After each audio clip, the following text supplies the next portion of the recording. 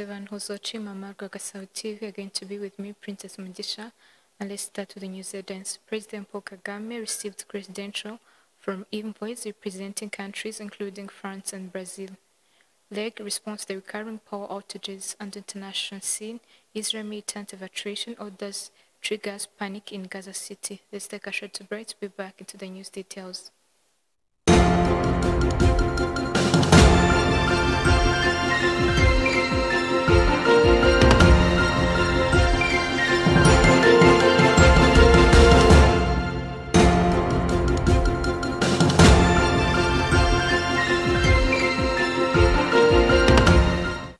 Welcome back into the news details, and the start on news in Rwanda, where President Paul Kagame has received credentials from 4 newly appointed ambassadors, including the envoys of France, Brazil, Denmark, and Egypt.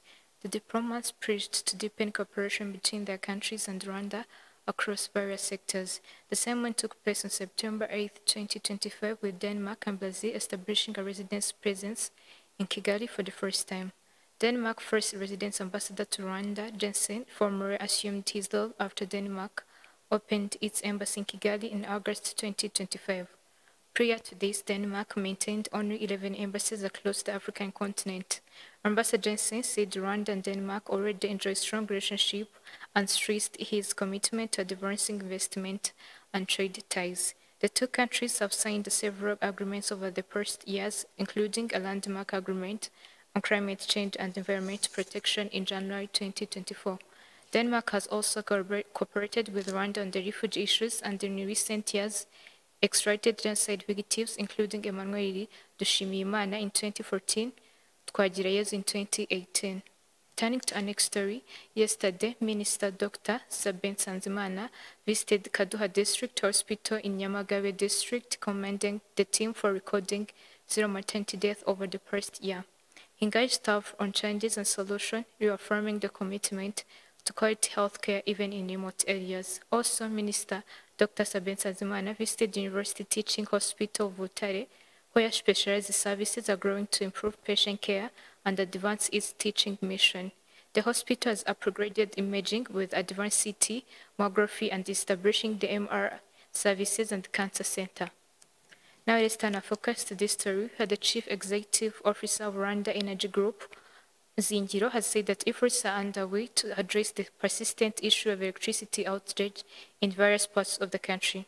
The recent power cuts, he explained, that have been caused by multiple factors.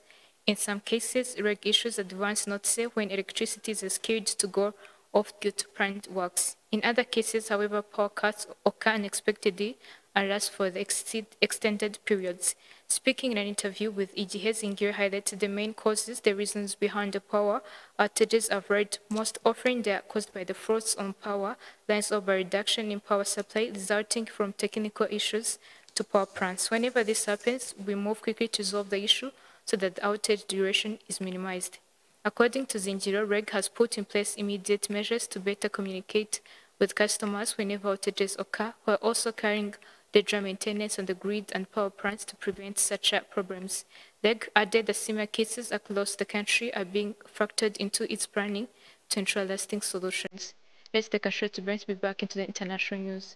Welcome to Alba Supply, where all the magic happens right here in Rwanda. We create clothes that are stylish and comfortable for both women and men. Look around. This is exactly where everything is made. From shirts to t-shirts, suits, trousers, you name it, whatever you need, we got you. Every stitch, every cut is made right here. Alba Supply is all about Rwandan creativity and quality. Comfortable, classy, and of course, proudly made in Rwanda.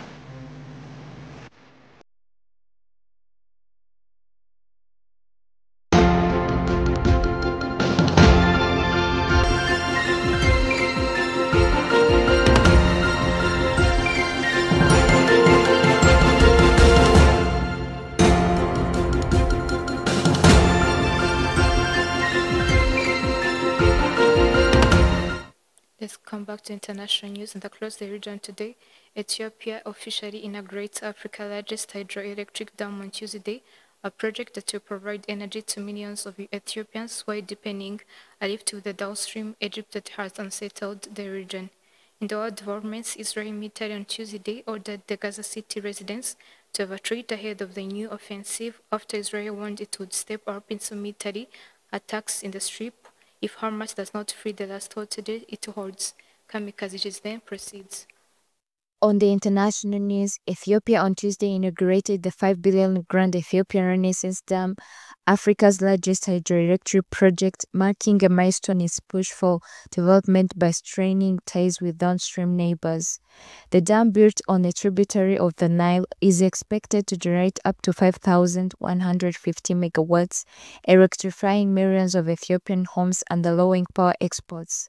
Prime Minister Abiy Ahmed hailed it as a shared opportunity, stressing it will not harm downstream countries. Egypt, however, sees the dam as an existential threat, fearing reduced Nile flows that surprise 90% of its freshwater. Backed by Sudan, Cairo demanded binding agreements on fairing and operation, but years of negotiations have failed. Tensions escalated after Ethiopia began filling the reservoir in 2020, though so far flows remain stable due to seasonal rains.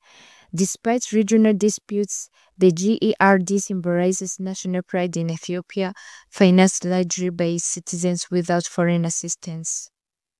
Proceeding, Tehran's Supreme Court has ruled that former Prime Minister Takin Shinawatra must serve a one-year jail sentence, overturning a previous hospital transfer that allowed him to avoid prison.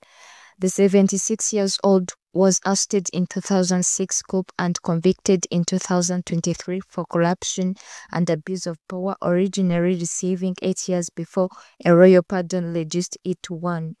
However, he spent only hours in jail before being moved to a hospital, citing health issues, where he says 6 months in a luxury wing before receiving parole. Judges declared the transfer unlawful, saying his condition did not warrant hospitalization. Thaksin, who dominated Thai politics since 2001 election, returned from years of exile in Dubai in 2023. His daughter Pentorgan briefly led the Pheu Thai party before being ousted last month. The ruling has fueled debate over privilege for Thailand's elite. Smiling in court, Thaksin vowed to remain strong and serve Thailand and its monarchy. Concluding on September 9, 2025, the Israeli military issued an evacuation order for Gaza City residents ahead of a planned new offensive targeting Hamas strongholds in the densely populated urban center. Prime Minister Benjamin Netanyahu implored civilians to leave immediately as Israel forces prepared for a major ground operation. The move sparked widespread panic and confusion, with many uncertain where to seek safety. This escalation threatens to further delay the nearly 2-year-long ceasefire negotiations mediated by Qatar and involving the United States over a proposed deal involving hostage releases. Israel has reportedly accepted the latest U.S. proposal. Since the war began in October 2023, over 62,000 Palestinians have been killed and nearly the entire population of Gaza has been internally displaced. Israel forces claim to have reclaimed roughly 75% of Gaza, with only 20 of 48 remaining hostages believed to be alive. Kamikaze Ghislaine, Bamaurwa Gasabo TV.